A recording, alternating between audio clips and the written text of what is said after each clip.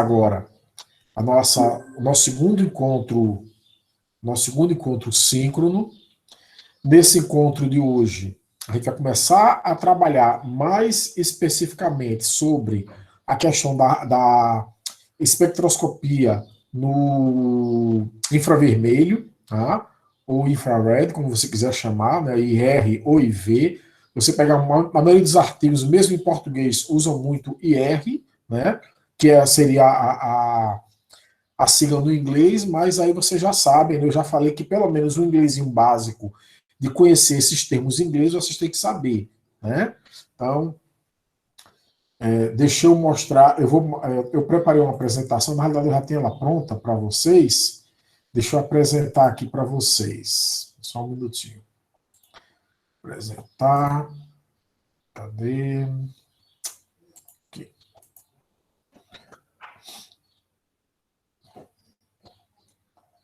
Pronto. Mantenham para mim o feedback sempre. Quem quiser atrapalhar, pode atrapalhar, tá? Para perguntar. Não deixa eu passar à frente se não entendeu. Tá aparecendo uma tela cinza aí para vocês? Tá. Beleza, então... Bom, então na sala de hoje, como eu disse, a gente vai trabalhar a parte do infravermelho, tá bom? Nós vamos trabalhar aula de hoje introdutória, né? Introdução à espectroscopia no infravermelho. Essa apresentação, ela vai durar umas 3 aulas, que eu vou fazer devagar. Eu não tenho pressa nenhuma, principalmente a gente estando de forma remota. Vocês têm que sair daqui sabendo fazer isso aqui, porque o pouco que mais cai em concurso é isso aqui. Eu desconheço para de nada de concurso que envolve a área de química, principalmente se for um concurso para a parte técnica, que não tenha alguma coisa, por exemplo, com infravermelho, tá? Então, deixa eu ver se tem alguém querendo entrar. Estou recebendo umas mensagens aqui. Pode ser alguém querendo entrar. Não é não. Vou ligar aqui o celular. Pronto. Então, meus queridos e minhas queridas, a gente já sabe que a radiação eletromagnética, né, o espectro eletromagnético, ele é enorme, tem várias regiões. Cada região dessa provoca um efeito na matéria, a gente já viu isso. Tem região que provoca excitação eletrônica, tem região que provoca ionização. O que é ionização? A perda de elétrons. Tem região que provoca somente o giro de átomos ou de moléculas. Tá? Tem região que trabalha com interações e ligações químicas. Então, o infravermelho trabalha exatamente nessa região aí. O infravermelho exatamente vai trabalhar na questão das ligações químicas. E o que é que o infravermelho faz com as ligações químicas? É o que nós vamos ver. Só que antes de continuar, eu preciso revisar um básico do básico da teoria quântica em relação a essa interação de matéria com radiação. Né? Então, lembra, o que é que diz a teoria quântica? Desde o modelo de Bohr, que foi assim, vamos dizer assim, quimicamente foi quando começou realmente a ser usada a teoria quântica, desde o modelo de Bohr, que nós sabemos o seguinte, quando ocorre absorção ou emissão de radiação, né, eletromagnética, luz, ou chame como você quiser, essa absorção ou essa perda, ela não ocorre de forma contínua. Então, um átomo, ele não pode absorver qualquer valor, né, em termos de energia, de uma radiação eletromagnética. Ele vai absorver em pacotes, como se fossem partículas, tá? Que foi chamado na época de quanto, né? Hoje em dia, para a luz, a gente chama de fótons. Então, veja, isso quer dizer o seguinte, se você tem uma amostra de qualquer coisa e coloca a radiação nela, e começa a fazer varredura. A primeira palavra importante de hoje, varredura. Como é que é feita a varredura? Você começa a colocar ali radiação de vários comprimentos de onda diferente. Ou pode ser de forma crescente ou decrescente, né? Mas você começa a colocar ali radiação de vários comprimentos de onda diferente. Então, vamos lá. Vou colocar aqui comprimento de onda 50. depois 51, depois 52, depois 53. Eu estou dando um exemplo. Esse valor 50 eu estou criando aqui agora, eu estou inventando. Só para você entender. Veja, quando você rebotando essa luz, não acontece nada com a matéria. Nada, nada.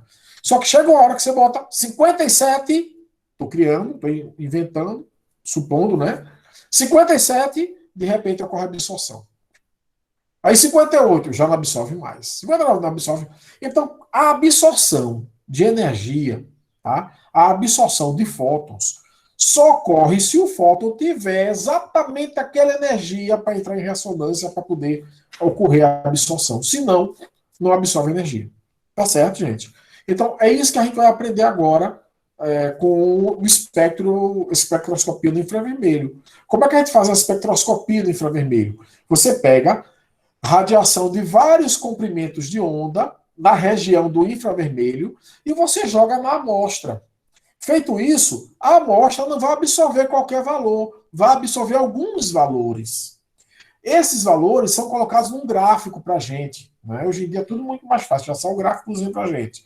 E aquele gráfico, de acordo com a posição daquela absorção, eu vou poder interpretar aquele fenômeno. Eu vou poder identificar aquela substância, porque o gráfico de uma substância não é igual à outra. Cada substância vai absorver em regiões diferentes. Então, essa absorção, ela funciona como impressão digital. Então, veja, tudo que a gente vai trabalhar é nesse sentido. Então, o que você tem que lembrar? Quando você sai colocando radiação eletromagnética de vários comprimentos de ondas diferentes, ou seja, com energias diferentes, e vai jogando isso numa amostra, ela não vai absorver tudo, ela só absorve alguns valores, tá? Quem é que garante isso? A teoria quântica. Isso aí está na base da teoria quântica. A energia é absorvida, é emitida em pacotes, em quantos? E no caso da radiação eletromagnética, na forma de fótons. Alguma dúvida até aqui nessa colocação minha? Alguma dúvida? Que o pessoal fala quando fala quântica, aí o pessoal, eita, quântica, muito quântica. Teoria quântica basicamente é isso aí. Nenhuma dúvida, né? Pronto. Eu vou repetir, Sara, mas já vou com os exemplos. Eu vou repetir. O que você tem que entender é o seguinte: jogando radiação, nem toda ela vai ser absorvida. Vai depender do comprimento de onda, ou seja, da energia. Então vamos lá. Vamos adiantar um pouquinho. Então, região, primeiro, entender o que é a região do infravermelho. Isso você não pode esquecer mais. Né? Bom, logo abaixo do vermelho, na região do visível. Tá? Então, o visível, a gente já viu na aula passada, que ele vai do vermelho até o violeta. Acima do violeta, o ultravioleta. Abaixo do vermelho, o infravermelho. A gente fala assim, abaixo em termos de energia. Tá? Mas lembra, aí não pode esquecer. Ó, são coisas que se você esquecer, você não vai entender. Se você esquecer isso que eu vou falar agora, se você não viu na aula passada, você não vai entender o que eu estou falando.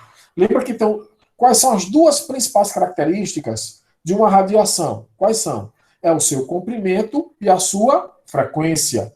Essas duas características, elas estão relacionadas por uma equaçãozinha que mostra que elas são inversamente proporcionais. Quando um aumenta, a outra diminui.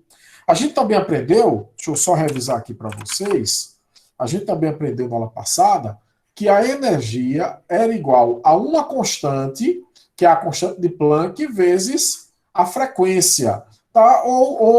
Tá? A energia é igual a uma constante vezes a frequência. Os livros não usam muito F, não, usam mais o Ni, letra grega Ni. Você tem um V, não, Ni, letra grega, tá? Que representa para a gente a frequência, que a gente viu tudo isso na aula passada. Eu não sei o que é a frequência. Reveja a aula passada, não vou estar repetindo aqui, não.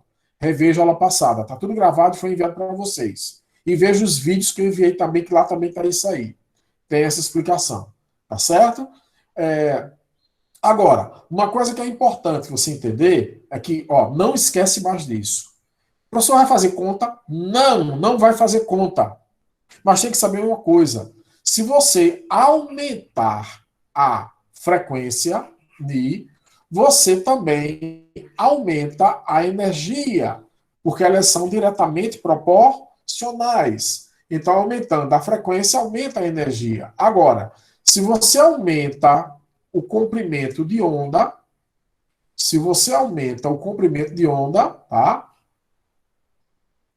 Que é o lambda, né? Você diminui a energia. Então tem que lembrar disso. Se você esquecer disso, meu amigo, pode existir dessa disciplina, você não vai entender nada. Não vai entender nada. Porque tudo aqui se relaciona com entender como é que é a luz, entender como se relaciona energia com frequência, energia com comprimento de onda. É só isso. É estudar isso, é se dedicar a estudar isso aí. Tá? Então, quanto maior. Eu vou até mudar aqui a gente entender melhor, vou até mudar aqui um pouco, deixa eu subir um pouco. Ó, vou falar assim, ó. Quanto maior a energia, maior também é a frequência. Agora, quanto maior é a energia, menor é o comprimento de onda. Então, o comprimento de onda aumenta, energia diminui, são inversos. Agora, a frequência aumenta, energia também aumenta. Tá? Então, se você não sabe disso, você não vai entender o resto do curso. Tá? Logo aqui, quando eu falo assim, logo abaixo, esse abaixo aqui, ele está no sentido da gente falar da energia. Então, logo abaixo, em energia. Tá? Então, logo abaixo, deixa eu chamar a atenção aqui, logo abaixo do vermelho, ou seja, com energia menor, ou seja, com frequência menor, ou seja, com comprimento de onda maior. Não é fácil isso aí, gente? Então, quando você pega o infravermelho, ele tem uma energia menor do que o vermelho. Então, a energia é baixíssima. É baixíssima. Se a energia do vermelho já é baixa, a do infravermelho é mais baixa ainda. Quando a gente fala em ultravioleta, já é o contrário. O ultravioleta está acima do violeta em termos de energia.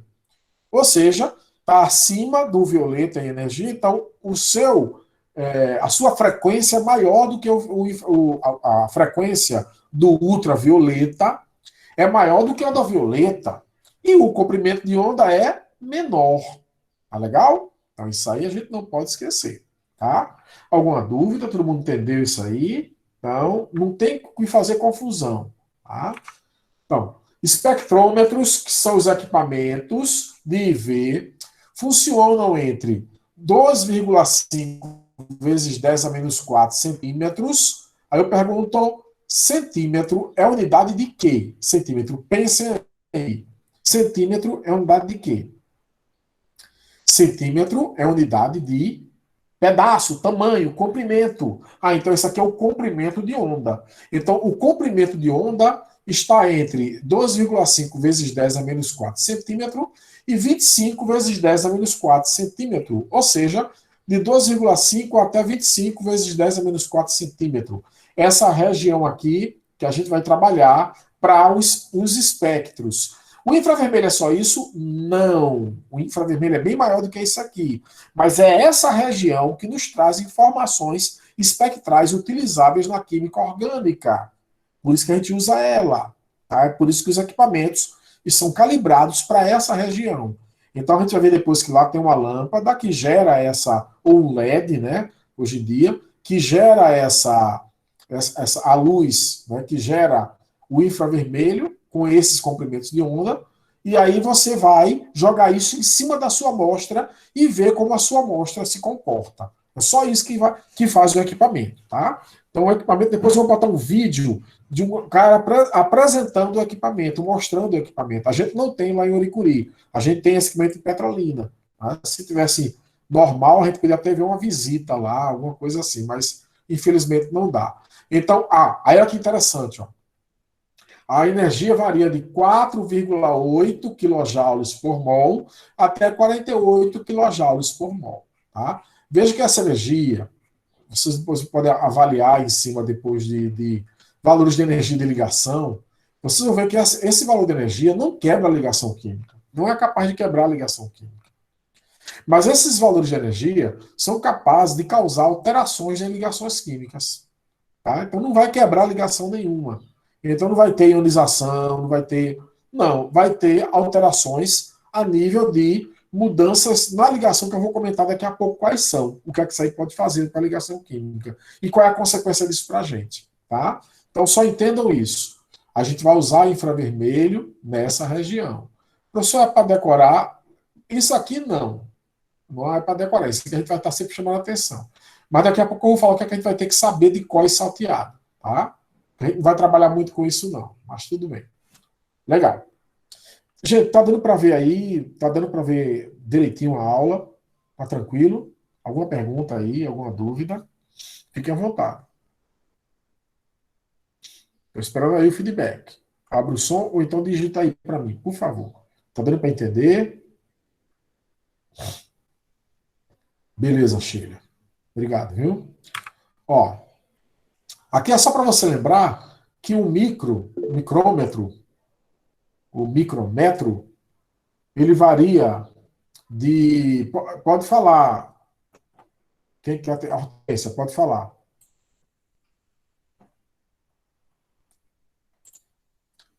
Quem foi que levantou a mão aí? Abaixou já a mão. Bom, presta atenção então. Estou voltando para cá. Um micrômetro corresponde a 10 a menos 4 centímetros, ou seja, 10 a menos 6 metros. Ou seja, isso aqui dá exatamente 12,5 micrômetros. Legal? E isso aqui dá exatamente 25 micrômetros. Pode ver, ó. 12,5 vezes 10 a menos 4. 10 a menos 4, 10 a menos 4 centímetros é um micrômetro. Então, isso aqui é 12,5 micrômetros até 25 micrômetros. Tá bom? Ou micrômetros, ou como você quiser chamar. Bom, mas aí que vai o problema. É aqui que confunde. Ó, tem aluno que morre e não entende isso. Coisa tão fácil, tão básica, tão fácil de entender. Mas tem aluno que morre e não entende isso aqui que eu vou falar agora. Que é o seguinte. Nos espectros, tá? Normalmente não vem lá em micrômetros. O espectro é um gráfico. Lá no gráfico, não vem em micrômetro. Não vem em comprimento de onda. Vem em número de onda. Aí tá falando que não entende que lá número de onda é só fazer a transformação. É só pegar e fazer um pequeno cálculo que você tem um transformado no outro. Tá? É a coisa mais fácil de transformar um no outro. Coisa mais simples do mundo. Porém, tem aluno que morre e não entende isso. Então, cuidado. A gente está trabalhando com a mesma quantidade, só que com unidade diferente. Tá? Então, no lugar de trabalhar com comprimento de onda, por isso que eu disse que a gente não vai ter que decorar isso aqui, a gente vai trabalhar com número de onda, que corresponde ao número de ciclos em centímetros. Na realidade, o número de onda é simplesmente o inverso, é só isso. Não vamos dificultar, não. Tá? Essa frase até às vezes deixa a gente um pouco. O que ele quer dizer? Ele quer dizer isso, ó, que a frequência, desculpa, o número de onda é simplesmente o inverso do comprimento de onda.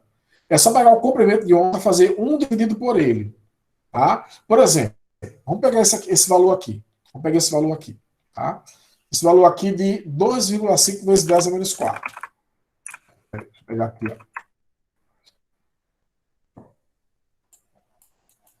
2,5 vezes 10 a menos 4 centímetros. Pronto. Eu vou inverter esse número. Invertendo ele, é 1 dividido por 2,5 vezes 10 a menos 4. Corresponde a isso. Tá? Matemáticazinha básica. Professor, eu posso fazer calculadora? Pode. Não tem problema nenhum. Eu vou fazer na mão aqui. Tá? Isso aqui, ó, o 10 a menos 4 ele pode subir. Como é que ele sobe? Ele sobe com a potência aqui trocada, né? Ó, 10 a menos 4 vai ficar 10 elevado à quarta. Ou seja, 10 elevado à quarta dividido por 2,5. Tá? Ó, 10 elevado à quarta é 10 vezes 10 elevado à terceira, que é 1000, né? Dividido por 2,5. Ora, me diga uma coisa. Quanto é 10 por 2,5? Quanto é 10 dividido por 2,5? Dá para fazer de cabeça. É 4, né? 2,5 vezes 2 é 5, vezes 2 de novo dá 10. Então, 10 por 2,5 é 4. Então, aqui é 4.000. Porque aqui não é 1.000? Então, dá 4.000 o quê? Centímetros. Lembrando que eu inverti esse número. Se aqui é centímetro elevado a 1, aqui é centímetro a menos 1. Então, veja, ó, 4.000 centímetros. Então, esse primeiro limite aqui, 2,5 vezes 10 a menos 4, que a gente está vendo aqui, esse primeiro aqui, tá? Deixa eu pegar aqui a canetinha. Esse primeiro valor aqui, quando eu transformo ele para número de onda, ele corresponde a 4.000 centímetros a menos 1. Tá? E esse segundo, professor? 25 vezes 10 a menos 4. Tá? Então, eu vou usar isso aqui, não vou nem apagar isso aqui. Ó. Eu vou pegar aqui, ó, vou só apagar a vírgula, porque ó, 25 vezes 10 a menos 4. Vou só apagar a vírgulazinha aqui. Né? Vou só apagar aqui a vírgulazinha. Opa, apaguei muita coisa aqui. 25, aqui eu vou pegar e não botar, vou botar 10 ao quadrado e aqui 100. Tá? Quanto é 100 por 25? 100 por 25 é 4. 4 vezes 10 ao quadrado, o que dá 400. 400 centímetros a menos 1. Então veja que o nosso espectro é sempre entre 4.000 e 400 centímetros a menos 1. Ou entre 400 e 4.000 centímetros a menos 1. A gente vai ver que depois pode ser de um jeito ou do outro, não tem problema nenhum. Então, isso a gente tem que saber. Isso a gente tem que saber de qual é salteado. Que quando eu pego um espectro de infravermelho, ele vem normalmente, entre 400 e 4.000 centímetros a menos 1. Normalmente, às vezes, hoje em dia, tem espectro que trabalha a partir de 600, principalmente os que tem ATR. Vou explicar isso depois por quê. A partir de 600, até porque essa região entre 400 e 600 não tem muita coisa importante para a gente. Então, quando a gente pega um espectro a partir de 600, já está bom demais. Tá? A partir de 400, melhor ainda, mas não vai ajudar muito não, vou logo avisando. A gente vai ver por quê. Até aqui está entendido o que a gente vai trabalhar com a região de infravermelho, que em comprimento de onda os valores são esses, só que os espectros não vêm em comprimento, eles vêm em número de onda, e em número de onda a gente vai trabalhar com esses valores aqui, entre 400 e 4.000 centímetros a menos 1. Alguma dúvida até aqui, gente? Estamos acrescentando mais coisa e vocês vão entendendo cada vez mais. Bom, então o espectro, como eu disse agora há pouco, fiz o cálculo para vocês, é de 4.000 a 400 centímetros a menos 1. Tá legal? Então isso, quando eu pego um espectro nessa região, é o que eu chamo de espectro de infravermelho típico. Tá? Os números de onda são proporcionais à frequência e energia. Então, por que a gente trabalha com o número de onda? Porque, por incrível que pareça, acaba facilitando a nossa vida. Porque quando você trabalha com o número de onda, ele é proporcional principalmente à energia. Principalmente à energia. Então, quanto maior o número de onda, maior a energia. Então, quem tem energia maior? 400 ou 4.000? 4.000 centímetros a menos 1 tem energia maior. Certo? Então, a gente vai ver isso. Que a gente vai trabalhar proporcional à energia. Então, pronto. De tudo que eu falei, é importante saber tudo? Mas o que é assim? Professor, esprema aí. O que é importante mesmo eu saber? Primeiro, a gente vai trabalhar a região do infravermelho, que trabalha com o número de ondas, e que os números de ondas que eu vou trabalhar é entre 400 e 4.000, ou entre 4.000 e 400 centímetros a menos 1. E que esses valores, eles são proporcionais à energia da radiação, à energia do fóton. Por enquanto é só isso. Perguntas? Bom, aí, gente, eu tirei de um jornal aí, tá? Esse jornal de pesquisa em alimentos, né? O Jornal Brasileiro da Pesquisa em Alimentos. Traduzir aqui, quem quiser pode olhar aí lá. Depois eu só queria mostrar uma coisa para vocês, tá? Ele está aqui, ó. Ele está defendendo o uso da espectroscopia no infravermelho médio com transformada de Fourier. Depois eu falo sobre isso. Por enquanto, esquece isso aqui. o que é transformada de Fourier, eu vou explicar daqui a pouquinho. E quimiometria para classificação de vinhos e sucos de uva. Tá? Eu não vou mostrar o artigo, não. Eu só quero mostrar uma coisa. A metodologia do artigo. Olha que interessante. Olha. Os espectros... Deixa eu pegar aqui o marcador de texto, que é melhor. Os espectros no infravermelho... Aqui fica muito vermelho. Os espectros no infravermelho foram coletados em um espectrofotômetro com transformada de Fourier. Vou mostrar que hoje em dia todo equipamento usa a transformada de Fourier. E não é somente no espectro, não, viu? É para todo tipo de espectro, infravermelho ou qualquer outro que a gente vai trabalhar, vai usar a transformada de Fourier. Só adiantando, a transformada de Fourier é um método matemático que facilita a obtenção dos espectros. É só isso. Eu vou ter que saber fazer? Não! O equipamento já tem isso aí embutido nele, já dá o resultado com essa transformada. Mas eu vou explicar como é que é feito. Legal? Eu vou explicar. Quem quiser aprender isso é interessantíssimo. Alguém tem que saber muito cálculo. Tá? Que não é o nosso objetivo. Tá? Só tem que entender isso. O que é a transformada de Fourier? Um cálculo matemático que facilita a obtenção de espectros. Ponto. Só isso. Só apenas isso. Aí você vai ver isso aqui, ó, IVTF. Tá? IVTF. O FT, às vezes do inglês, né? No inglês você pega isso aqui, ó. No inglês você vai pegar isso aqui, é FTIR. FTIR. Transformada de Fourier, lá vai. Transformada de Fourier infravermelho, tá? Então, só traduzindo, tá em sequência diferente, tá em inglês, né? Mas no português ficaria IVTF. IVTF.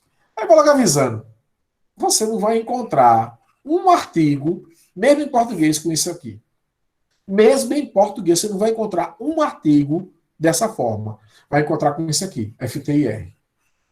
O FTIR, todo mundo já sabe, infravermelho com transformada de Fourier. Pronto, acabou-se. Tá? Então vamos lá. Então vai usar a transformada de Fourier só para facilitar matematicamente a obtenção do espectro. Tá? Aí o modelo do equipamento, o fabricante, né? A leitura, isso aqui eu quero que vocês entendam, é isso aqui que eu quero que vocês entendam. A leitura foi realizada em duplicata, ou seja, cada amostra foi lida 2 vezes, e ao final do processo foram obtidos 76 espectros de infravermelho, ou seja, ele trabalhou com 76 amostras, eu acho, aqui. Os espectros foram gerados em faixa compreendida entre 400 a 4.000 centímetros a menos 1. Tá vendo aí, ó? Aquilo que eu acabei de falar. É a região que o equipamento usa para obter o espectro. A região é essa de 400 a 4.000 centímetros a menos 1. Utilizando resolução de 4 centímetros, ou seja, ele não ia 400, 401, 402, não, ele botava 400, aí depois 404, depois, então o equipamento tinha essa limitação de ir colocando de 4 em 4, mudando de 4 em 4 os comprimentos de onda. Normalmente a gente usa de 4 em 4 ou de 2 em 2. Não precisa obter todo, porque senão demora muito também. Demora muito. Com números de acumulações de 32 varreduras. Pronto, esse eu quero explicar para vocês. O equipamento, ele faz a varredura. O que é a varredura? Ele vai jogar lá todo o espectro. Vai jogar todo o espectro. Então joga, como eu disse aí, ó, 400, 404, 400, e fica analisando o que acontece com a amostra. Se ela está ou não está absorvendo. Se ela absorver, ele detecta e dá um pico lá e mostra lá que houve absorção. Se não, não aparece nada.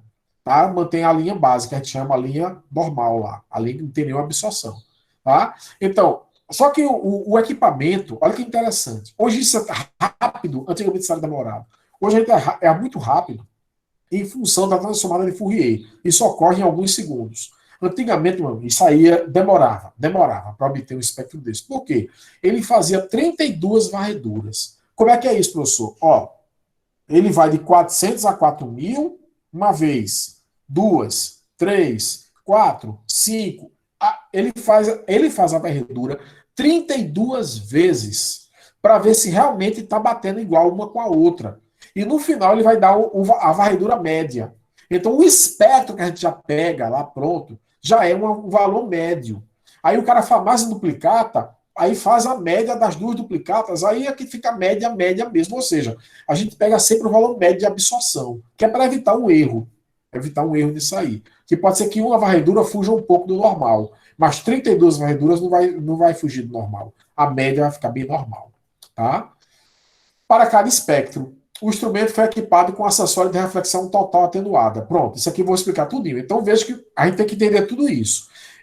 Professor, não estou entendendo nada disso aí. Realmente não é para entender, não. É só para você ver isso agora.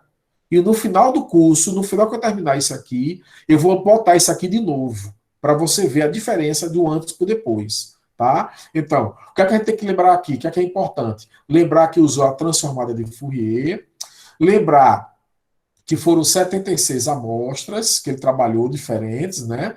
De 400 a 4.000 centímetros a menos 1, que é o intervalo de varredura, foram 32 varreduras, e usou o ATR, tá? Já estou falando em inglês também, o ATR ou RTA, que é o acessório de reflexão total atenuada.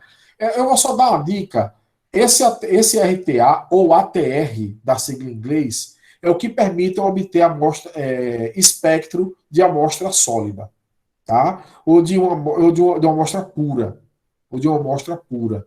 É o que me permite obter esse espectro usando a amostra sólida ou a amostra pura. Se eu não usar o ATR, eu não consigo fazer com a amostra pura, com a amostra sólida principalmente. Eu tenho que pegar a amostra e fazer preparar um pallet lá usando um sal invisível no infravermelho. Mas a gente não sei nem se vale a pena falar sobre isso, porque não se usa mais. Hoje em dia, todo equipamento usa ATR.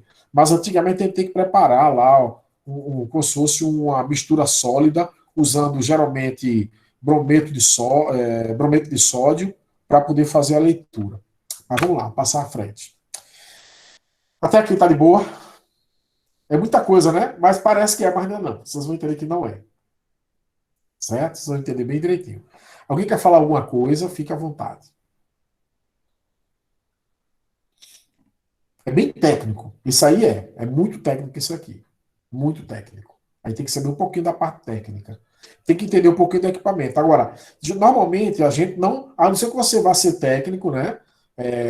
Como é na área, por exemplo, que tem que saber mexer no equipamento, porque pode ser que ela venha utilizar um laboratório que tenha esse equipamento, né? Fora isso, normalmente a gente entrega ao técnico, o técnico faz para a gente a medida lá. Ou então, se você quiser aprender, você pede ao técnico para ele ensinar a usar o equipamento, até porque cada equipamento tem suas características, embora, no geral, todas tenham a mesma forma de funcionamento. Tranquilo, gente? Bom, então, energia. Importantíssimo isso. Você entender relacionamento de energia com a absorção lá, tá? Todos os comprimentos de onda do espectro eletromagnético têm associados uma certa quantidade de energia, que é dada por. Pronto, a gente já viu isso na aula passada. A gente já viu isso na aula passada. Que a energia, tá, é uma constante vezes a frequência. Isso aqui é a frequência. Isso quer dizer o seguinte, traduzindo isso aqui, que se você aumentar a frequência, deixa eu botar aqui, aumentar a frequência, também aumenta a energia. São diretamente proporcionais. Tá? Um fóton de maior frequência, ele tem maior energia. Vamos sempre associar o fóton.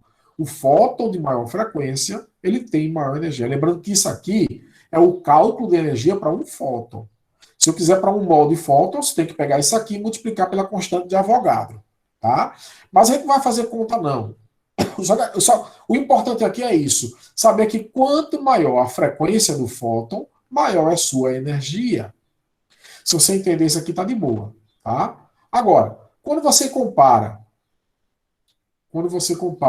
a energia com o comprimento de onda, ó, a energia comparada com o comprimento de onda, você vai ver que elas são inversamente proporcionais. Ó. Um está no numerador, o outro está no denominador. Isso quer dizer o quê? Isso quer dizer que, nesse caso aqui, quanto maior a energia, menor é o comprimento de onda. Tá legal? Você aprender. Mas o professor vai usar isso aqui. Infravermelho, não. Basicamente. Por quê? Infravermelho trabalha com o quê que eu acabei de falar? Infravermelho trabalha com o comprimento de onda, trabalha com a frequência, ou trabalha mais com o número de onda? Acabei de falar, né? Trabalha mais com o quê? Número de onda. Tá? Então, aqui são os valores, para quem quiser trabalhar, e o que é cada coisa dessa aí. Tá? Só curiosidade. Então, a gente vai trabalhar não nem com um nem com o outro. A gente vai trabalhar com o número de onda. E o número de onda, ele é proporcional à energia. Quanto maior a energia, maior o número de onda. Tranquilo? Bom, tipos de vibração. Pronto, aqui começa. Aqui começa. Então, vamos lá. Resumindo o que eu falei, repetindo. Mais uma vez de novo. Repetindo, mais uma vez de novo. Olha só. Como é que o equipamento funciona? O que é que o equipamento faz? Ele vai gerar radiação infravermelha, vai separar a radiação em vários comprimentos de onda e vai jogar isso na amostra. A amostra, quando recebe essa radiação, ela vai absorver ou não. Depende da energia que está sendo colocada naquele momento. Então, dependendo da energia, a amostra absorve e o equipamento marca isso. Opa, absorveu tanto. Absorveu tal comprimento de onda. Ou, melhor dizendo, absorveu tal número de onda. Aí o equipamento marca para a gente e bota isso num gráfico para a gente. Que houve absorção daquele número de onda ali específico. Tá legal? Então, isso que é feito. Tá? E por que a amostra absorve? A amostra absorve, aí é o que a gente tem que entender. Aí a diferença entre alguém que está ali, que até vai no equipamento às vezes, sabe usar, alguém que até interpreta o espectro, e a diferença de alguém que sabe o que está por trás de tudo, que vocês, o químico, tem que saber o que está por trás de tudo. Eu trabalhei recentemente, você sabe que o meu mestrado e o meu doutorado foi em engenharia de alimentos. Bom, tive companheiros inteligentíssimos na área de alimentos. Gente assim que hoje publicam em revistas assim a nível mundial. Inclusive um grande companheiro meu publicou recentemente um artigo na revista muito de renome a nível mundial. Tá parabenizando ele por isso. Pessoas excelentes. Só que é o seguinte, eles são engenheiros de alimentos. Tá? Desde a formação. Eles não tiveram um curso de espectroscopia no infravermelho. Eles pegam o espectro, eles interpretam o espectro, eles conseguem ler o espectro, entender alguma coisa. Mas eles não entendem o que está por trás do espectro. Tá? E aí isso é a diferença da gente para eles. A gente entende o que está por trás do espectro. O que acontece para que haja absorção? O que acontece para que o equipamento diga, opa, absorveu. Por que está absorvendo por quê? E por que só absorve ali? Porque a absorção só ocorre quando acontece um aumento em algum tipo de vibração. Tá? Então a gente vai entender agora os tipos de vibração que pode absorver no infravermelho. Vibração de quê, professor? Vibração de ligação química. O infravermelho ele vai afetar a vibração de ligação química. Ele afeta isso. E é isso que a gente detecta, é isso que o equipamento consegue detectar quando há absorção. Então a gente vai fazer a ligação sempre. Aquela ligação ali absorveu. Então veja. Distensão, olha o nome. Deixa eu até pegar aqui. Aqui são os tipos, tá? A gente vai ter que memorizar isso aí tudinho, bonitinho. Distensão, contração ou estiramentos axiais. Ou seja, alteração no comprimento de onda da ligação. Então vamos explicar isso aqui. Distensão e contração. O que é distensão e contração? Aumentar e o que, minha gente? Diminuir. Então imagina que eu tenho aqui um H ligado no O. H com O ligados, tá? Vou pegar aqui. H ligado no O. Essa ligação aqui, ela não tem um comprimento certo, porque a gente às vezes, é um erro da gente às vezes. A gente trabalha assim, tá ligado ali. Aí para o aluno aquela coisa é fixa, tá ali parado, ligado. E não muda nunca. Só que não é assim. A coisa é muito dinâmica. Esses átomos, eles estão fazendo isso. Se aproximando, se afastando, se aproximando. Ou seja, não existe um comprimento de onda de ligação exato. Existe um comprimento de ligação médio. Esse comprimento ele pode aumentar, diminuir de acordo com esse afastamento ou aproximação dos átomos. Isso é natural acontecer, está acontecendo o tempo todo lá, está se aproximando. Só que é o seguinte, quando você bota radiação infravermelha naquela molécula, aqueles átomos que estavam se aproximando e se afastando, começa a fazer isso. Ó. Se aproxima e se afasta mais e mais rápido. Ou seja, eles receberam energia, absorveram e isso aumentou a vibração de estiramento, ou seja, de distensão e contração. Então, estiramento, estirar, esticar, distender, tá? Estirar. Quando você vê esse termo estiramento, tá? Associa isso, a ligação aumentar e diminuir, os átomos de uma ligação química se afastarem e se aproximarem, se afastarem e se aproximarem. E isso é um estiramento. Isso é uma distensão, uma contração. A gente vai chamar, eu vou chamar de estiramento, é o termo que eu prefiro usar. Mas dependendo do livro, ele pode usar um termo ou outro, e até outros, né, que possam aparecer aí, mas que vão passar a mesma ideia de variação no comprimento de ligação. E quando absorve a energia, você vai ter essa variação maior. Ou seja, ocorreu um aumento da intensidade do fenômeno por absorção de energia. Então, é isso que acontece quando a molécula absorve no infravermelho. Um detalhe, uma ligação oxigênio com hidrogênio vai absorver radiação infravermelha numa determinada frequência, num determinado comprimento de onda, num determinado número de onda, com uma determinada energia. Tudo isso é a mesma coisa, viu? Tudo isso é a mesma coisa.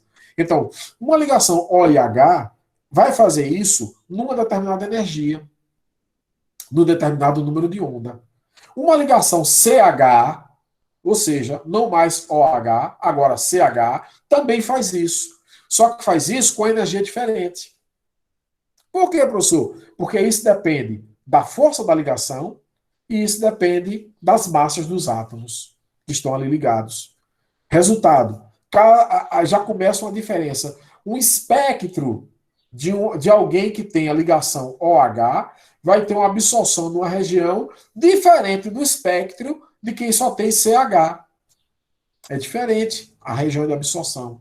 Tá certo? Então veja que aí já começa a ver que moléculas diferentes vão ter espectros diferentes, porque vão ter fenômenos de vibração em regiões diferentes. Entenderam agora, gente? Alguma dúvida? Tá ficando lindo ou não o negócio? Não tá ficando lindo? Ó, então, estiramento axial. O que é axial? Axial é na mesma linha. Por isso que a gente fala de estiramento axial, ou simplesmente estiramento. Eu não vou ficar falando estiramento axial, não. É estiramento. Está aumentando e diminuindo a ligação. Tá certo? Então, alteração do comprimento de onda. Se alguém tiver alguma dúvida, fala. Pode me atrapalhar. Até porque eu estou cansado de falar. Deixa eu tomar uma aguinha.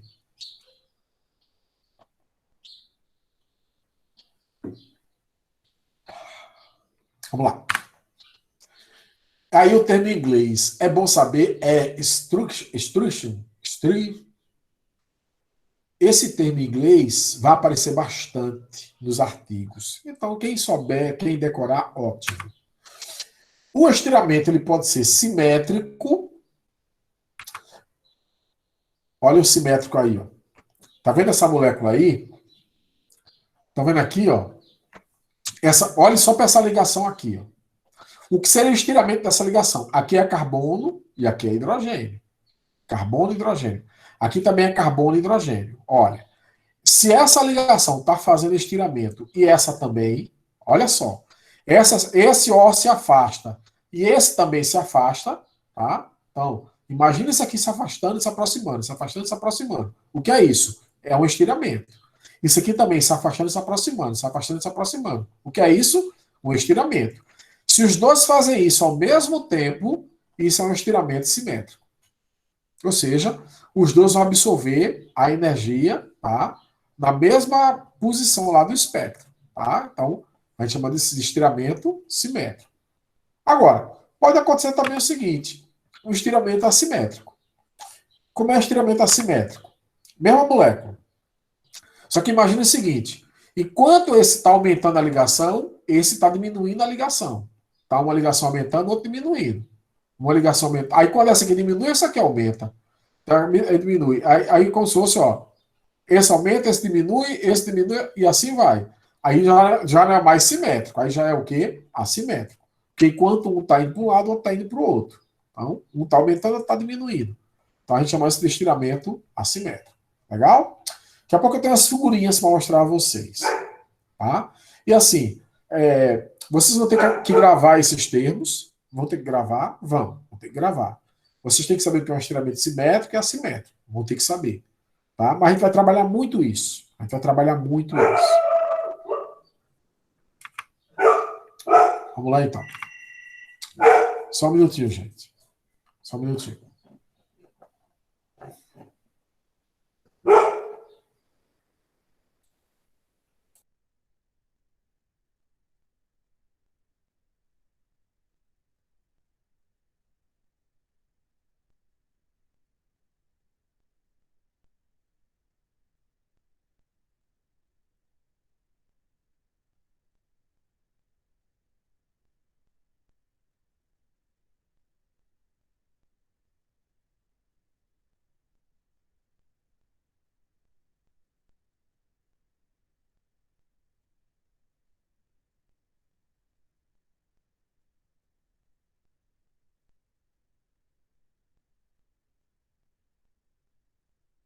Desculpa.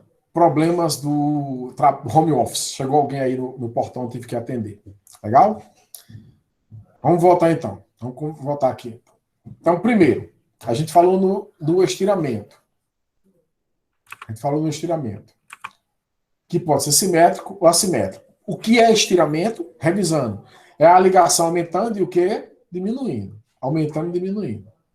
Pode ser simétrico, duas ligações fazendo isso ao mesmo tempo, ou pode ser assimétrico. Enquanto que um aumenta, o outro diminui, um diminui e o outro aumenta. Certo? O simétrico e assimétrico. Legal. Outra. Flexão ou deformação angular.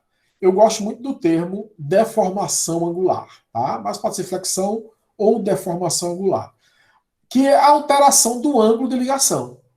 Imagina o seguinte, que eu tenho aqui, no caso da água, que é um caso clássico da água, né? Oxigênio, hidrogênio e hidrogênio. Tem um ângulo aqui. Gente, esse ângulo, ele não é um ângulo fixo, não. A molécula, o tempo todo ela faz isso.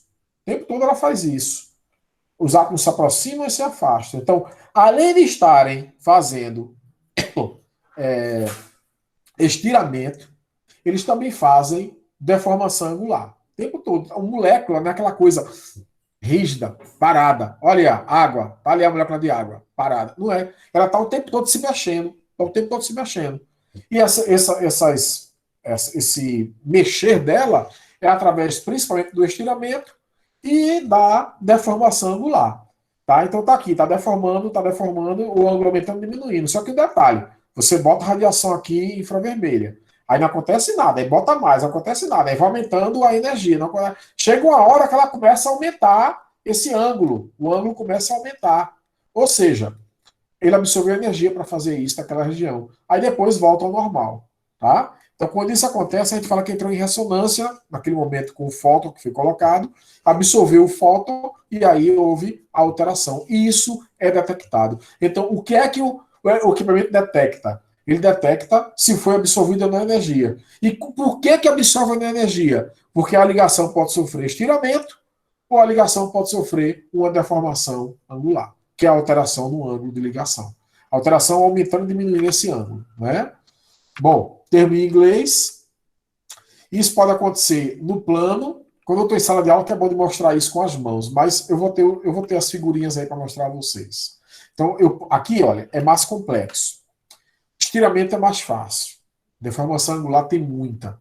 Né? A gente vai trabalhar mais com estiramento. Não é porque é mais fácil, não é porque ocorre em regiões que a gente vê melhor. Mas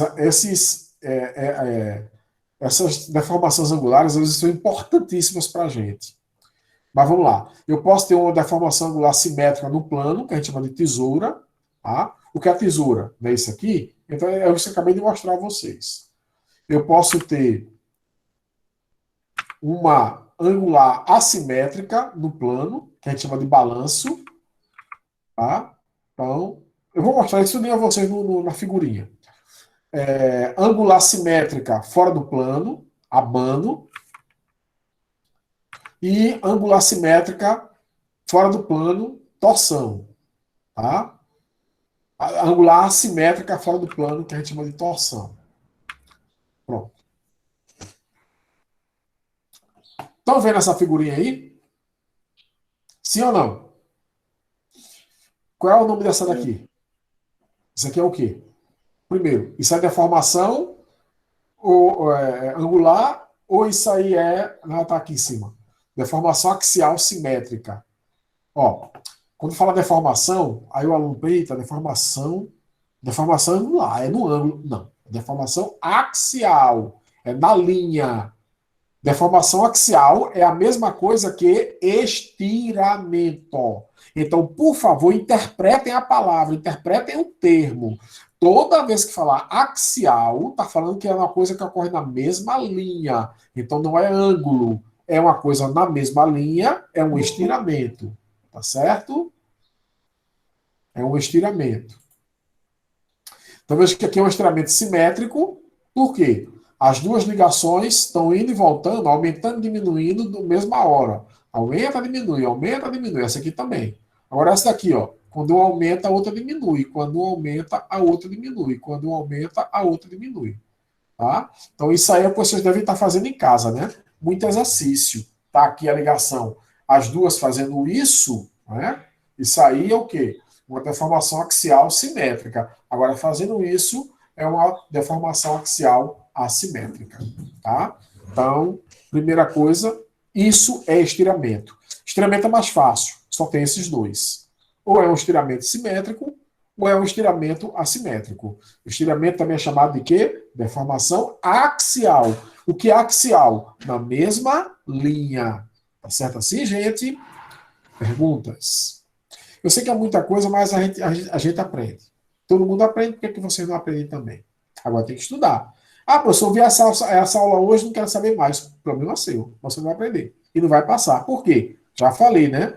As atividades serão individualizadas. Certo? Ah, professor, eu queria copiar de alguém. Tranque logo, meu filho, tranque logo o curso, pelo amor de Deus. Tranque logo para não ter dor de cabeça comigo. Tranque logo para não ter dor de cabeça, porque vai ser atividade individualizada. Cada um recebe a sua. Não sabe fazer, não vai aprender, acabou-se. Agora, estou aqui para tirar dúvida, estou aqui o tempo todo à disposição de vocês. Agora, se eu copiar do companheiro, estou fora. Pronto. Agora vamos para a deformação angular. Olha, veja que está deformando o ângulo. O ângulo está aumentando, diminuindo, aumentando, diminuindo, aumentando, diminuindo, aumentando, diminuindo, aumentando, diminuindo. Sendo que, ó, os dois estão, nesse caso aqui, primeiro está no plano, no mesmo plano, e é como se fosse uma tesoura. Por quê? Ó? Então a tesoura cortando, ó. Abre e fecha, abre e fecha, abre e fecha. É uma tesoura cortando. O nome tesoura facilita muito o entendimento dessa deformação. Então, uma deformação angular simétrica no plano é isso aí. Agora vamos para a deformação assimétrica no plano. Tá? Veja, é alguém. Oba, como é que vai você? Oi, gente, cheguei, estou aqui. Vai ser a gente no retorno, né? Mãozinha para cima, oba, cheguei. Aí as duas mãos para um lado, as duas para o outro, as duas para um lado. Se for assim, deixa eu afastar um pouquinho para vocês verem tudo direitinho. Se for assim, você está dando para ver aí, eu estou vendo minha imagem, mas se for assim, é a tesoura. Agora, se for assim, tipo mamulengo, né? Se for assim, aí vai ser a assimétrica no plano, chamada de balanço, porque realmente está balançando para um lado e para o outro. Tá dando para entender isso aí? Tá difícil? Não. Então, é isso que acontece quando recebe a radiação. São essas as vibrações que vão receber a radiação, que vão absorver energia. E que, o que é que acontece com ela? Ela aumenta de intensidade.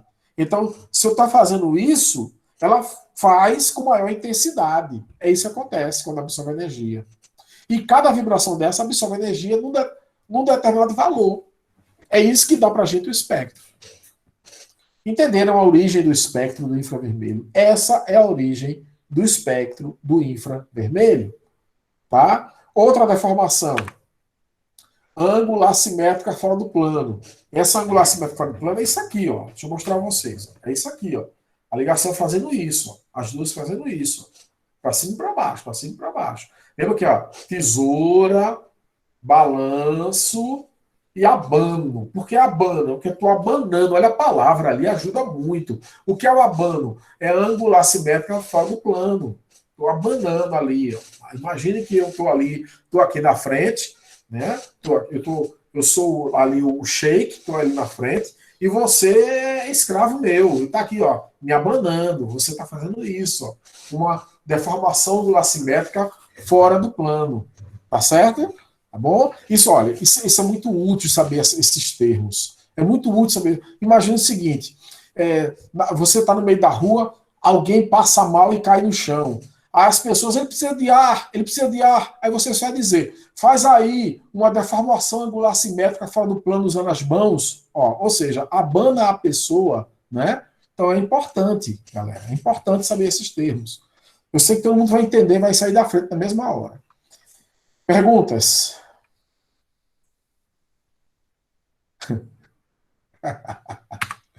E a angular simétrica fora do plano, que é exatamente isso aqui, ó. Uma desce, outra sobe. O abano, que é a simétrica fora do plano. Por que fora do plano? Que aqui é o plano de ligação. Então eu estou saindo e entrando nesse plano. Estou saindo, aí ó, a assimétrica, enquanto um sobe, o outro desce. Assimétrica, os dois sobem e os dois descem. Simétrico é igual, ó. Os dois sobem e os dois descem. Assimétrica, um desce e um sobe, um desce e um sobe, um desce e um sobe. São essas vibrações fundamentais. Essas são as vibrações fundamentais. Tá? Então, são 12 estiramentos. Estiramento é fácil, né? Simétrico ou assimétrico. Aí vem as vibrações de torção angular ou de distorção angular, ou como você quiser chamar aí, desde que você lembre que é no ângulo. Variação do ângulo. Que pode ser tesoura, né? Pode ser qual é a outra lá? A tesoura.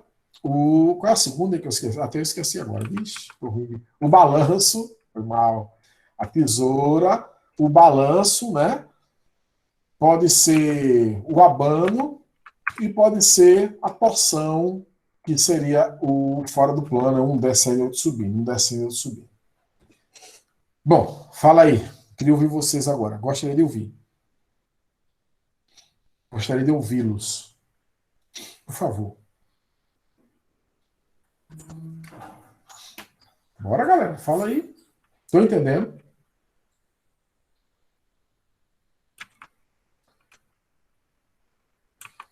Tá tranquilo, né? Beleza. Então, resultado da absorção. Então, vamos lá. Vamos revisar para a gente entender. Tá acabando já, viu? Tá acabando. Vamos revisar para entender. Ó, eu pego radiação infravermelha, gero, o equipamento lá vai gerar radiação infravermelha, vai pegar a radiação infravermelha, vai jogar de acordo com o número de onda, ou a energia, no caso, a gente trabalha com o número de onda, né? Poderíamos trabalhar com comprimento de onda. Tem espectro também que vem com comprimento de onda, é raro, mas tem. Normalmente vem com número de onda. Ele vai irradiar vários valores diferentes. Quando ele irradiar vários valores diferentes, alguns desses valores vão fazer com que as moléculas absorvam energia. E absorve para fazer o quê, professor? Absorve para aumentar estiramento, que pode ser axial ou pode ser simétrico ou assimétrico, ou absorve para mudar o ângulo da ligação. Absorve por uma das duas coisas. Tá certo? No caso do estiramento, pode ser de duas formas, como eu falei. E no caso da alteração do ângulo, pode ser de 4 formas, como eu falei agora há pouco. Então, é só isso. Resumindo, infravermelho é só isso. Bota energia e vê onde é que a ligação está fazendo estiramento, onde é que a ligação está. Que aí você sabendo isso, você sabe qual é a ligação, porque a gente já tem em tabelas onde acontece isso para cada ligação. Entenderam a jogada? Aí você pega um espectro, aí olha lá, opa, essa absorção está em tanto, número de onda. Vai numa tabela e olha, opa, isso aqui é uma carbonila. Esse composto tem carbonila. Só isso. Então a gente descobre que o composto tem carbonila porque ele está absorvendo em região que só quem absorve é a danada da carbonila. É interessante, gente. Aí eu sei que tem hidroxila. Professor, eu não sei o que é carbonila, não. Então vá fazer orgânica 1 que você vai saber o que é. Eu não sei o que é hidroxila. Vá fazer orgânica 1 que você tem, sabe o que é. Tá certo? Então, você sabe que tem hidroxila, que tem carbonila, que tem dupla, que tem tripla. Porque cada ligação dessa absorve numa região diferente do espectro. Ela faz uma dessas coisas aí que eu acabei de mostrar numa região diferente do espectro. Qual é a consequência disso? Eu sei se ali tem dupla. Eu pego lá o espectro. Na região que devia ter absorção de dupla, não tem nada. Não tem dupla. Na região que deve ter tripla, não tem nada. Não tem tripla. Se bem que tem uma possibilidade de não ter nada e ter a tripla, mas isso aí a gente vai ver depois.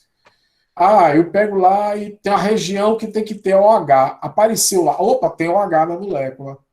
Tem C dupla O na molécula. Eu sei tudo isso olhando posições de absorção no espectro. Professor, eu vou ter que decorar? Não!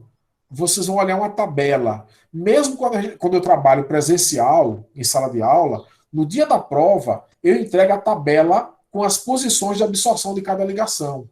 Seu trabalho é olhar a tabela e interpretar no espectro se o que tem no espectro está na tabela. Ou melhor, se o que tem na tabela está no espectro. Entenderam, gente, o que é infravermelho? Eu já estou praticamente encerrando o que é que a gente vai fazer. Certo? Lógico que tem mais uns detalhezinhos técnicos a mais para a gente trabalhar, para poder a gente entender perfeitamente. E vou te contar, viu? E o que eu vou falar aqui é muito pouco em relação ao que pode ser aprendido ainda sobre isso aqui. Você pode fazer cursos de pós-graduação, principalmente, só estudando esse tipo de situação. Só estudando esse tipo de. Existe hoje em dia gente que publica artigo só sobre estudo espectroscópico de uma molécula.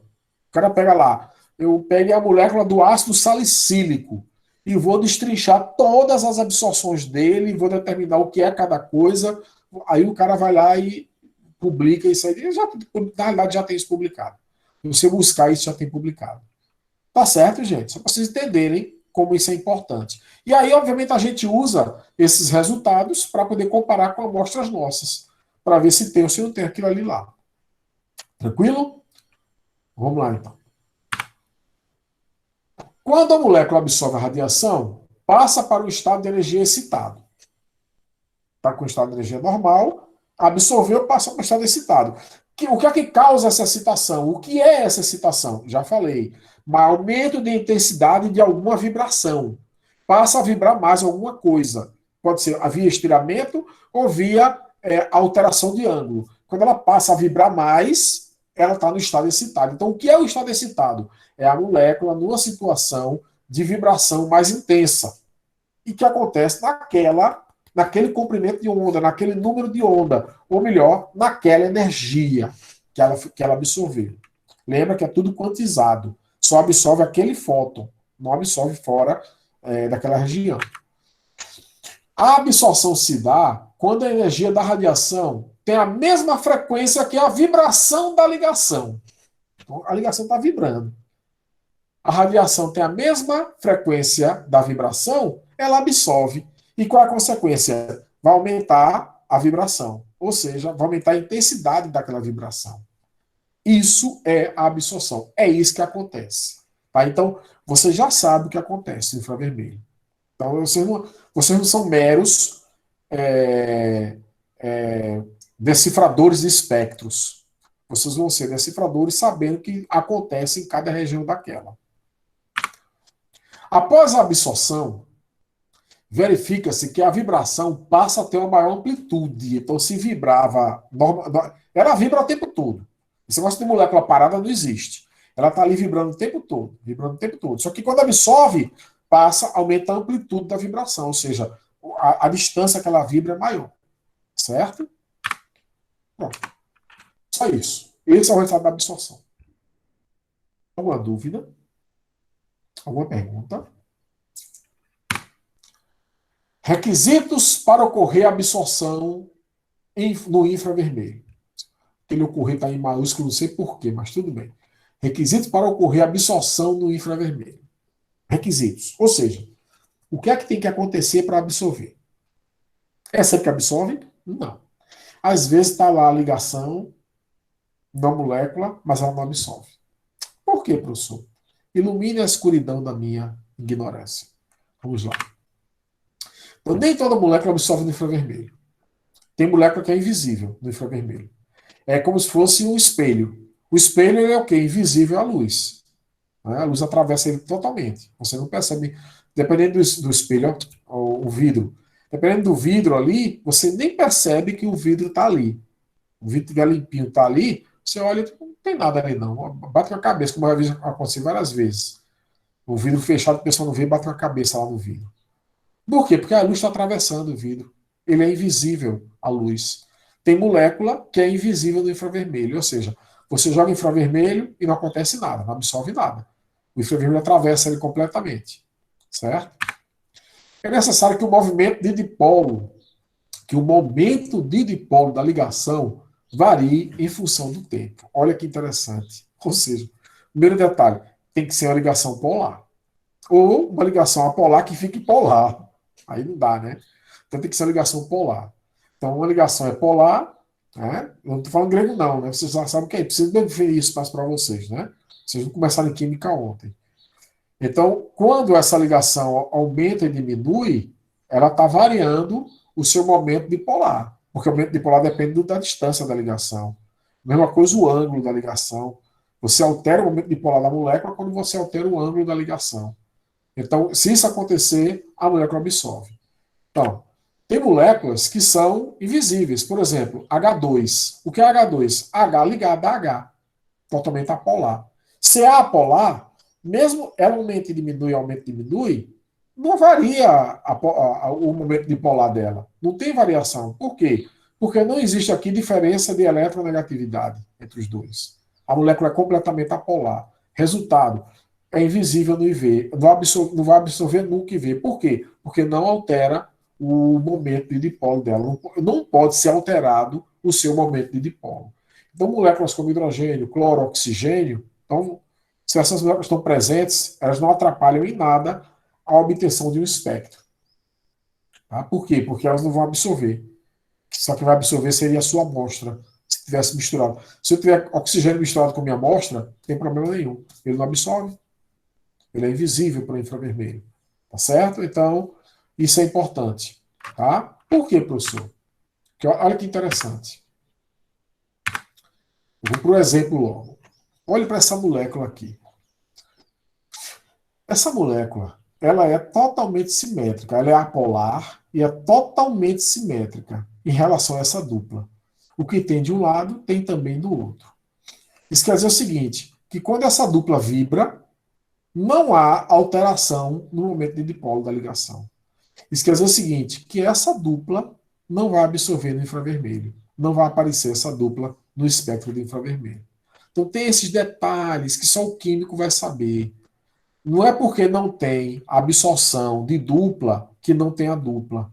Às vezes tem a dupla e você vai ter que achar de outra forma essa dupla. Tem outras formas de você encontrar. Vai ver isso depois.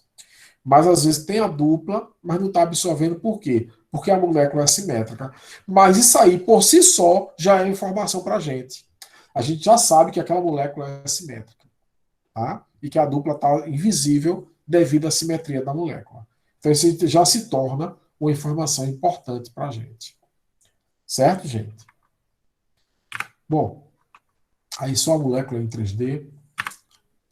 Então, o espectro no infravermelho. Estou já acabando, viu? Estou já acabando. O espectro, vamos lá. Em um espectro de infravermelho, uma amostra é irradiada com frequências de radiação infravermelha e as frequências que passam, que não são absorvidas pela amostra, são detectadas. Olha que interessante. Você tem aqui o emissor do infravermelho, a sua amostra, e um detector de infravermelho. Emitiu, passou pela amostra e foi detectado, o equipamento diz, opa, não houve absorção. Não houve absorção. Aí o equipamento já vai registrando isso. Opa, esse número de onda, essa energia não foi absorvida. Aí o equipamento aumenta o número de onda. Aumenta o número de onda e passa de novo. Não aconteceu nada. A luz que saiu chegou aqui. Não foi absorvida. E aí você vai, de novo, outro número de onda. Aí faz como eu disse a você, faz o rastreamento todo, né? Com vários números de onda. Aí outro número de onda, opa, o que saiu não chegou aqui. Pera aí, gente. Se o que saiu aqui não chegou aqui, ficou aonde? Ficou na amostra. Ou seja, a amostra absorveu energia. Então é isso que o equipamento faz. Ele joga a radiação e detecta a radiação. E no meio está a sua amostra. Joga a radiação, detecta. Se a radiação irradiada é igual à absorvida, não houve absorção. Se a radiação irradiada é maior do que a recebida, houve absorção. Porque joguei radiação aqui que não apareceu do outro lado. Quem for com isso? Ficou com a amostra. É assim que ele funciona. Um gráfico é então construído mostrando quais frequências foram absorvidas pela amostra, ou seja, frequências ou número de onda ou comprimento de onda. Né? O tipo de espectro, aqui é importante agora, vamos dizer o que é a transformada de Fourier. O tipo de espectro mais usado, chamado espectrômetro de transformada de Fourier, ou com transformada de Fourier, irradia a amostra com todas as frequências simultaneamente, e em seguida utiliza uma operação matemática chamada transformada de Fourier para determinar quais frequências passaram pela amostra. Olha que coisa fantástica. Se você pegar um equipamento de 30 anos atrás, 20 anos, 30 anos atrás, a maioria, antigamente, não tinha transformada de Fourier. Resultado, ele fazia como eu estou dizendo. Joga aqui, tal comprimento, vê se absorveu. Não, joga outro comprimento, vê se absorveu. Não, joga outro comprimento. Aí veja aqui, demora um tempo para fazer a varredura, porque ele tem que ir jogando um comprimento atrás do outro, um comprimento atrás do outro, um comprimento atrás do outro, de forma que quando a amostra reagir, é que ele vai ter o resultado ali de absorção. Então tem que fazer toda a varredura. E como eu disse a vocês, ele não faz uma varredura só, ele faz várias varreduras para ter certeza de que deu certo, né? Então isso demorava um tempão. Antigamente demorava um tempão para fazer um espectro desse. Demorava muito, porque a varredura era feita de forma dessa como eu estou dizendo a vocês. Hoje em dia, olha só, hoje em dia os equipamentos, eles já vêm dentro deles com a transformada de Fourier, que é um cálculo matemático. Todo equipamento hoje em dia é computadorizado. Então tem um computador dentro dele que já está programado com a transformada de Fourier.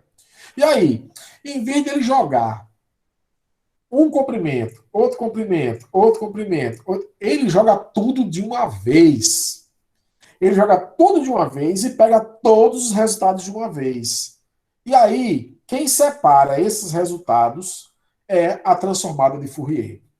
Então, por isso que os equipamentos com transformada de Fourier são rápidos. Porque você não faz a varredura de um comprimento atrás do outro. Você faz a varredura jogando tudo de uma vez só. E aí, quem faz depois a interpretação de tudo que saiu, que vai ser uma mistura de sinais, vai ser uma mistura de resultados, mas que podem ser separados matematicamente. Veja como esse cara, Fourier, foi tampa. Veja aqui como ele foi fantástico. Ele conseguiu ver que se eu tenho várias ondas misturadas, eu posso separá-las em ondas individuais. É isso que ele faz. É isso que faz a transformada de Fourier. Isso é um cálculo matemático. Tá certo? Então, quando você vê qualquer coisa com transformada de Fourier, você já sabe o que é. Ali envolve separação de resultados, matematicamente. É só isso, transformada de Fourier. Perguntas? Bom, então veja. Então, hoje em dia, você não vai ver mais equipamentos sem a transformada de Fourier, porque são equipamentos lentos e mais suscetíveis a quebrar, porque a varredura é feita de forma mecânica e tal. Os que têm transformada de Fourier joga tudo de uma vez, pega tudo de uma vez, é rápido, tem menos problema de quebrar, não dá muito problema de manutenção. Tá? Então, essa é a vantagem. Bom, e aí, a gente encerra a aula de hoje. O espectro de absorvância, ou de absorbância, esse termo é uma tradução, e dependendo do livro, você pega termos diferentes. Esse espectro é o que a gente vai aprender a interpretar a partir da próxima aula. Tá? Então, olha só o espectro. O espectro ele mede a porcentagem de transmitância, ou seja, de quanto foi transmitido, quanto conseguiu passar em função da frequência. Esse gráfico é chamado espectro de absorção. Os sinais, chamados bandas de absorção, estão localizados no espectro de acordo com o comprimento de onda correspondente ou pela frequência correspondente à radiação que foi absorvida. Tá? Então, eu vou mostrar a vocês o espectro. A localização de cada sinal é mais frequentemente relatada em termos de uma unidade relacionada à frequência, chamada número de onda. Então, eu vou mostrar a vocês aqui um espectro. Tá? Pronto. Eu vou mostrar um espectro. Eu vou falar sobre isso tudo na próxima aula. Mas eu quero mostrar um espectro para vocês. Eu vou falar isso tudinho. Estudinho eu vou falar na próxima aula. Estudinho. Eu quero mostrar um espectro para vocês. Só para vocês verem o danado do espectro. Aqui o espectro, rapaz. Pronto, agora apareceu. Pronto, tá aí o espectro. A realidade é que tem dois espectros. Tem o espectro do butan 2-ol e do propan 3-ol, dois álcools, né? O espectro vermelho é do butan 2-ol, o espectro azul, e o vermelho é do propan 2-ol. Vejam, cada pico desse corresponde a uma região onde houve absorção. Cada pico desse é uma região onde houve absorção. Então veja como é interessante. Olha. E veja aqui, ó, o espectro são dois álcools. Eu não sei o que é álcool. Vai estudar a orgânica 1. Eu não vou revisar a orgânica 1 aqui na 3. Tem que saber o que é álcool, o que é butan 2-ol e o que é propan 3-ol. Tem que entender a diferença de um para o outro. Então são dois álcools, mas veja que mesmo sendo dois álcools muito parecidos, você vê que o espectro ele tem diferenças, olha, do vermelho para o, principalmente nessa região aqui, ó. Tem muita diferença. Tem região que praticamente sobrepõe, ó, um com o outro, mas tem região onde eles são muito diferentes, certo? Então, vocês vão ver que cada espectro de uma substância é diferente de outra, mesmo elas sendo muito parecidas, mas sempre tem uma pequena diferença nos espectros. E se for, por exemplo, comparar um álcool com um éter, aí o espectro é totalmente diferente. Então veja como isso é útil na química orgânica. Eu tenho uma amostra, não sei o que é, faço o espectro e aí eu começo a ver o que é. Por exemplo, olhando para isso aqui, eu já sei, já decorei, não precisa decorar, mas de tanto da aula a gente decora, que isso aqui é uma absorção da hidroxila. Essa absorção aqui, ó. Então, essa descida corresponde à absorção. Então, essa absorção aqui é uma absorção de hidroxila. Essas absorções aqui são absorções de ligação CH, ligação C ligada a H. Essas absorções aqui eu não tenho muita ideia, mas essa daqui que está bem pronunciada, provavelmente é de CO. Provavelmente essas aqui são de CO. Provavelmente.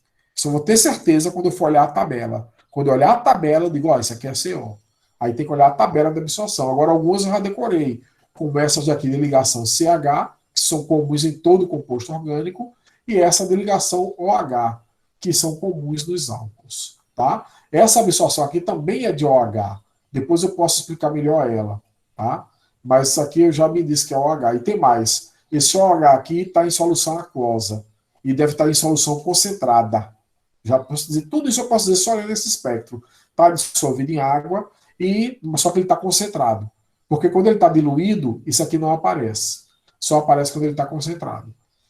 Quando está em água, não aparece. Quando ele está puro, sem água, essa absorção aqui larga não aparece. Só aparece essa aqui fina. Tudo isso é informação que o espectro passa.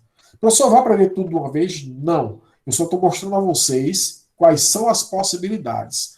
Cada uma dessas coisas que eu estou falando, nas próximas aulas eu vou desenvolver com vocês. Eu vou desenvolvendo com vocês. Cada aspecto desse. quando é álcool, quando é éter, quando é amina, quando é amida, quando é ácido carboxílico, quando é nitrila. Tem que saber essas funções, professor? Tem. Se não souber, vai ficar enrolado na próxima aula. Eu vou perguntar assim: o que é que tem no ácido carboxílico? Se você não sabe, você não vai entender o espectro dele. O que é que tem que ter no espectro de um aldeído? Um aldeído não sei o que é. Então pronto, então você se ferrou. Porque como é que eu vou dizer que tipo de espectro, o que é que tem no espectro? O aldeído tem carbonila. Então tem que ter absorção de carbonila. Que aqui não tem absorção de carbonila. Aqui não tem absorção. Quando é absorção de carbonila? Aqui em torno de 1.600, fina e forte. Pronto, não tem. Se não tem, aqui não é aldeído, não é acetona, aqui não é ácido carboxílico, aqui não é éster. Eu já sei tudo isso só olhando o espectro. Então, é isso que a gente vai aprender na próxima aula. Por favor, interajam agora. Perguntas, perguntas, interajam. Aí na próxima aula eu vou voltar a falar sobre isso aqui com calma. Eu só queria não deixar a aula de hoje sem mostrar o espectro para vocês. Aí na próxima aula eu vou detalhar essa questão de onde é que absorve, onde é que não absorve, a questão da energia. Tá? Então, falo sobre isso na próxima aula. E a próxima aula é sexta-feira à tarde, tá? Então, sexta-feira passada não teve, sexta-feira eu vou ter a aula. Vai ter aula na sexta. Por que, professor? Tem que ser síncrona? Tem, porque para explicar assim é melhor no síncrono. No assíncrono não dá. Tá bom, gente? Perguntas? Fiquem à vontade.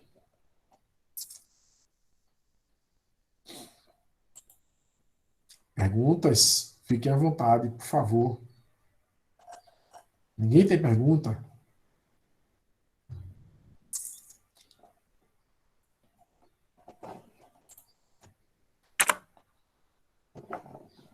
Bora, galera. Vocês estão aí, então? Abre o som aí, fala aí, porque eu tô achando que tô sozinho. Oba! A maioria já cochilou, acordou, cochilou, acordou. Quem foi? Quem foi esse aí? Foi Sheila, foi? Frank, Frank dizendo que tava cochilando num grupo que nós tem. Ah, rapaz, tem vergonha, Frank. Vocês entenderam? Então, eu vou, na próxima aula, eu dou uma geral da aula de hoje, assim, só para a gente entender, né? E aí eu começo a falar sobre, sobre as posições de absorções. E aí, galera, por favor, quem não sabe química orgânica, pega um livrinho, dá uma olhadinha, pelo menos deixa já um resumozinho para você olhar o que é um álcool, o que é um éter, o que é um aldeído, o que é uma acetona, o que é um ácido carboxílico. Porque se não souber isso, não vai entender a próxima aula. Tá legal, gente? Tranquilo, galera? Então pronto. Então, desejo a vocês todos um bom fim de dia, né? E até o nosso próximo encontro. Nesse mesmo hora, não, sexta-feira, às 15 horas. Já marquei lá, viu? Vou mandar o e-mail para vocês. Tá certo? Bye.